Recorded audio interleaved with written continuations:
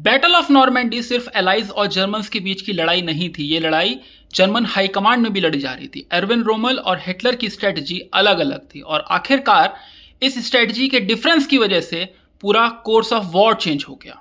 Normandy में German high command confusion में था। फील्ड मार्शल एर्विन रोमल चाहते थे कि एलाइज को बीचेस के पास ही रोक दिया जाए, उनका इन्वेजन बहुत नेसेंट स्टेज में क्रश कर दिया जाए, इससे पहले कि वो अपनी फोर्सेस का बिल्टअप कर लें। लेकिन आर्मर्ड रिजर्व्स बहुत अंदर थे नॉर्मैंडी के और काफी सारे पेंजर डिविजन्स को मूव करने के लिए हिटलर का ऑथराइजेशन चाहिए था। यह डिले क्रिटिकल साबित हुआ। एलाइज के पास एयर सुप्योरिटी थी और इसकी वजह से उन्होंने काफी सारी फोर्सेस का बिल्टअप कर लिया नॉर्मैंडी के अंदर।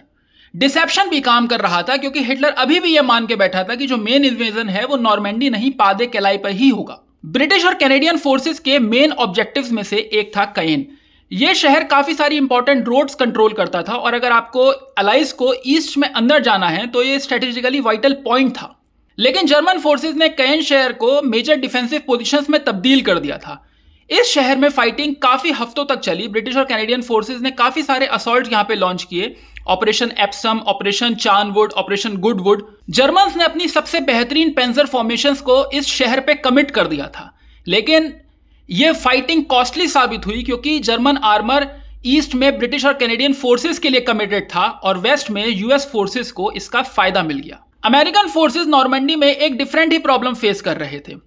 नॉर्मैंडी का जो कंट्री साइड है वो बोकेज नाम के डेंस हेजरोज से पूरा सराउंडेड है। नैरो फील्ड्स हैं जिसकी दोनों साइड हाई अर्थ बैंक्स हैं और घनी वेजिटेशन है। ये जर्मन डिफेंसिव पोजीशंस के लिए बहुत मुफीद साबित होता है। पहले अमेरिकन एडवांस बहुत स्लो था लेकिन फिर 25 जुलाई को एलाइज ने ऑपरेशन कोबरा लॉन्च किया। सेंट लो के पास जितनी भी जर्मन डिफेंसिव पोजीशंस थी उन्हें बॉम्ब कर दिया गया। जब जर्मन डिफेंसिव वीक हुए तो अमेरिकन ने आगे पुश करना शुरू किया। उन्हें फाइनली ब्रेक थ्रू मिल गया और उन्होंने अब वेस्ट और साउथ में तेजी से बढ़ना शुरू किया। पूरे नॉर्मैंडी में अब जर्मन फोर्सेस रिट्रीट पे थी लेकिन हिटलर ने डिफीट एक्सेप्ट करने से मना कर दिया था। उसने कहा कि हम लोग अगस्त में एवरांचिस पे एक काउंटर अटैक लॉन्च करेंगे। इसे ऑपरेशन लटिच कहा गया। ऑब्जेक्टिव यह था कि आपको अमेरिकन फोर्सेस को कट ऑफ करके आपको जर्मन डोमिनेंस वहां पे प्रूव करना है।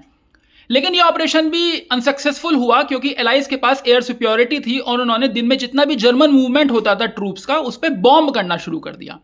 अब जर्मन फोर्सेस कई डायरेक्शन से वल्नरेबल थी और आखिरकार अब एलाइज जर्मन फोर्सेस जो रिट्रीट में थी उनको एक जगह पे आके ट्रैप कर लेंगे।